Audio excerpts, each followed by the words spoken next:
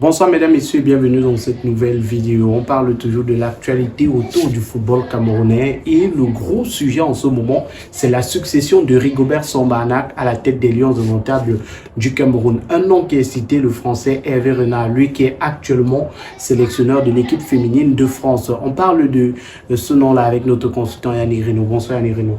Bonsoir Magic, bonsoir également de l'autre côté. Hervé Renard est cité parmi les noms qui sont suivis de près par les dirigeants camerounais pour accéder à la succession de Rigobert Song comme sélectionneur des Lions indomptables du Cameroun. Oui, c'est un profil intéressant, c'est un profil qui pourrait faire l'affaire, au vu également de son expérience sur le continent africain. C'est un entraîneur qui a gagné avec deux équipes africaines, notamment la Zambie en 2012, alors que la Zambie était une équipe, on va dire, pratiquement un outsider, une équipe inattendue. Mais cette équipe a réussi à faufiler et se retrouver en finale face à la Côte d'Ivoire, au point de contraindre la Côte d'Ivoire à un match nul jusqu'au terme des 90 minutes, prolongation, penalty et au cours de match raté par Didier Drogba, pardon. Et puis on est arrivé donc à cette séance fatidique des tirs au but qui permet à la Zambie de s'imposer face à la Côte d'Ivoire et d'être donc le champion d'Afrique 2012 et qui permet à Hervé Renard de gagner son premier titre sur le continent africain, lui qui n'était pas nouveau parce qu'il avait déjà été adjoint. Voilà. Avec le Ghana. Voilà, justement. Donc, c'est un entraîneur qui connaît le continent africain. Et 3 ans plus tard, lui qui hérite de la sélection ivoirienne, ben voilà, il permet à la Côte d'Ivoire en 2015 de gagner ce deuxième titre de champion d'Afrique de leur histoire. Voilà, avec des Yaya Touré, avec des Wilfried Bony. Voilà. Mais avec le Maroc, ça n'a pas forcément bien marché, pas de succès, ils ne sont pas arrivés sur la finale. Oui, il était de 2016 à 2019. Ben voilà, 2016 à 2019, ça n'a pas forcément bien marché. Il faut quand même dire que Hervé Renard a refait parler de lui, parce qu'après ces différentes parenthèses-là, il a ces différents exploits, Zambie et Côte d'Ivoire, il a essayé aussi en Ligue 1 française, Lille et Sochaux. Ça n'a pas forcément bien marché. Et on s'est dit que bon. C'est vrai que Sochaux, c'était entre la Zambie et la Côte d'Ivoire. Voilà. Avant la Côte d'Ivoire. Voilà. Et on s'est dit que finalement, Hervé Renard, peut-être n'est pas fait pour le football de club, pour les championnats. Et il est peut-être fait pour les sélections, que ce soit en Afrique et même ailleurs. D'ailleurs, il a mis le cap sur l'Arabie Saoudite. Et on se rappelle de cette Coupe du Monde 2022. Ah ben oui, au Qatar. Au Qatar, où l'Arabie Saoudite a fait douter l'Argentine de Lionel Messi. Ils ont battu l'Argentine de Lionel Messi 2-1 en phase de poule. Même s'ils ne sont pas allés très loin, mais on a quand même vu que Hervé Renard, c'est un entraîneur qui a du charisme. Parce que on a envie de dire, des vidéos de Hervé Renard donnant des instructions, donnant des consignes et parlant à ses joueurs à la mi-temps du match Arabie Saoudite-Argentine, ont fuité ces vidéos-là et on a découvert des choses incroyables. On a découvert un coach qui a vraiment du charisme, qui se fait respecter, qui parle avec une voix tellement puissante et forte et qui gronde, qui fait peur à ses joueurs. Quand il fait peur, c'est-à-dire que voilà, ils sont impressionnés. Donc c'est un joueur qui a du charisme, c'est un entraîneur qui a du charisme. Et ça s'est également vu avec l'équipe de France de football féminin, voilà. Cette équipe-là, donc, qui c'est vrai que la Coupe du Monde ne s'est pas bien passée, mais il faut quand même dire qu'à ce niveau-là, c'est très serré. Et il n'est qu'à 2 défaites en 17 rencontres. Oui, 3 nuls et 12 victoires. C'est très serré de ce côté-là parce que, avec des équipes comme l'Espagne, avec des équipes comme l'Angleterre, l'Australie est cette équipe-là qui les a notamment éliminés.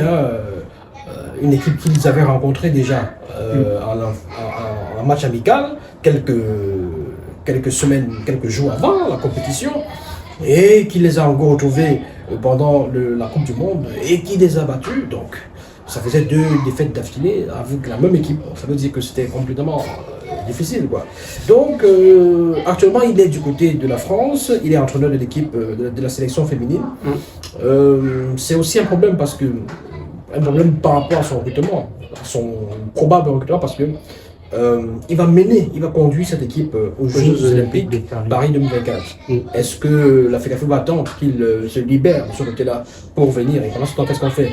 On fait un intérim ou bien voilà, qu'est-ce qu'on fait? On ne recrute pas de coach ou bien on met à la tête des Lions un adjoint qui va juste assumer l'intérim. Donc, s'il faut recruter Hervé Renard, il faut voir un tout petit peu la situation de Hervé Renard avec la sélection française. Et on sait que Hervé Renard, il a soif d'entraîner des équipes africaines. Et d'ailleurs, Samuel Tofis avait dit il y a quelques jours, sur France 24, Hervé Renard, pourquoi pas, s'il est d'accord pour entraîner la meilleure équipe pour nous, pour moi, d'Afrique, bon. du monde. D'Afrique, il a dit d'Afrique. Oui, mais c'est la meilleure équipe du monde. On ne va pas dire le contraire. Ce sont les Lions indomptables. Objectivement, les Lions indomptables qui n'arrivent pas à sortir d'une poule à la Coupe du Monde et qui ne gagnent pas. C'était une contre-performance. Et qui ne gagnent pas un huitième de finale de Coupe d'Afrique des Nations. Contre-performance. On ne peut pas dire que c'est la meilleure équipe. Maintenant, contre-performance. Si vous voulez dire que sur le plan historique, c'est la meilleure équipe d'Afrique, ben oui, pourquoi pas, parce que 5 fois champion d'Afrique, on ne va pas aussi oublier les Jeux Olympiques, on ne va pas oublier les exploits en Coupe du Monde. Peut-être à ce niveau-là, on peut dire meilleure équipe d'Afrique. Maintenant, sur le plan numérique, l'équipe la plus titrée, l'équipe qui a gagné beaucoup plus de titres en Afrique, c'est l'Égypte. Donc, ça dépend de l'angle sur lequel on se place pour juger de la meilleure équipe. Actuellement, vous pouvez être la meilleure équipe de tous les temps, mais pas être la meilleure équipe actuelle. Parce qu'il faut quand même dire qu'actuellement, l'équipe des Lions, ce n'est pas fameux. C'est pas fameux. On sort d'une CAN où on a été éliminé en huitième de finale et dans le classement général, on fait partie des derniers. Ouais, et il faut dire que Hervé Renard qui a une très belle expérience avec les équipes africaines, on l'a dit un instant, au Ghana où il a été adjoint, il a entraîné la Zambie.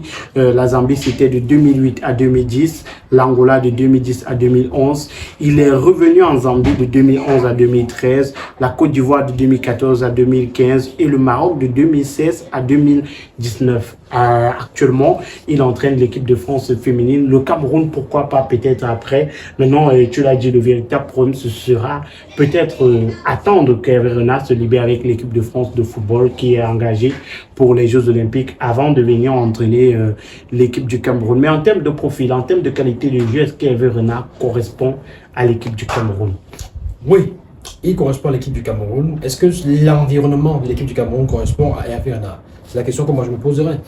Parce que c'est un entraîneur qui a un certain charisme, qui a une vision de jeu assez particulière, une certaine solidité dans ses équipes. Il associe à la fois le beau et le solide. C'est un entraîneur qui réussit également à inculquer ses valeurs de jeu à ses équipes. C'est aussi un entraîneur qui peut réussir des choses avec peu. On l'a vu avec la Zambie. La Zambie n'avait pas des grosses stars en 2012 quand ils ont gagné la Côte d'Ivoire. La Zambie, après la Zambie, c'était la Côte d'Ivoire, mais c'était pas la Côte d'Ivoire de Didier Drogba, les seuls rescapés de la grande épopée de la grande équipe, la Dream Team, c'était des Yaya Touré. On avait vu des Wilfried Bony, on avait vu des Serge Aurier, voilà, et quelques petits nouveaux. Gervinho qui était là aussi. Mais c'était plus l'équipe de Didier Drogba. Or, avec la Dream Team, la Côte d'Ivoire n'avait pas réussi à gagner de Coupe d'Afrique des Nations. La Côte d'Ivoire avait réussi avait réussi 2 finales quand même, avait réussi à se qualifier pour 2 finales en 2006 et en 2012. Avait perdu face à l'Égypte en 2006, avait perdu face à la Zambie en 2012, avec Hervé Renard en 2015. La Côte d'Ivoire a réussi à s'imposer et voilà. Donc, c'est un entraîneur, c'est un profil très intéressant. C'est quelqu'un, mais il faut, à condition de le laisser travailler. Hervé Renard a besoin d'être le seul corps dans la basse-cour. Il a besoin d'être celui qui parle et qu'on écoute. Il a besoin d'être... il n'est pas influencé, il n'est pas intimidé par des gros noms, par des stars. voilà, il a un charisme, ça je le rappelle. Mais c'est quelqu'un qui, pour qu'il travaille bien et sérieusement, il faut lui laisser les mains libres. Il faut lui laisser les mains libres. C'est pas quelqu'un qui aime m'impressionner par l'argent, parce que il faut rappeler que Hervé Renard a laissé des salaires astronomiques et mirobolants du côté de l'Arabie Saoudite.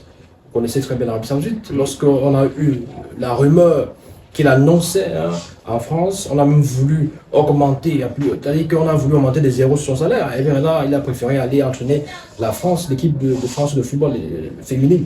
Donc, c'est un homme qui a des principes, qui a des valeurs. Est-ce que les ingérences auxquelles on assiste souvent quand il s'agit de Lions Indomptables au Cameroun, est-ce qu'il va pouvoir supporter ça? Est-ce qu'il pourra travailler paisiblement et sérieusement dans pareil environnement? C'est ça aussi la grosse difficulté et la grosse interrogation. Voilà, il faut le laisser travailler.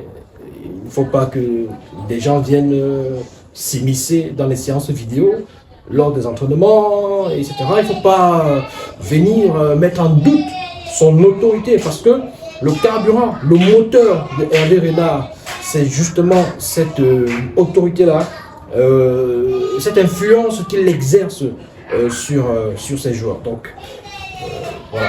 Et on l'a dit lors de son interview à France 24, le président de la Fédération camerounaise de football n'a pas dit non à Hervé Renard. Il est plutôt accessible à cette proposition-là, puisqu'on en parle de plus en plus au Cameroun. Et attendons, les prochains jours nous diront qui sera le sélectionneur de l'équipe nationale du Cameroun après Rigobert Song. Merci Annie René. Merci mon cher Magique, et merci également à tous les abonnés.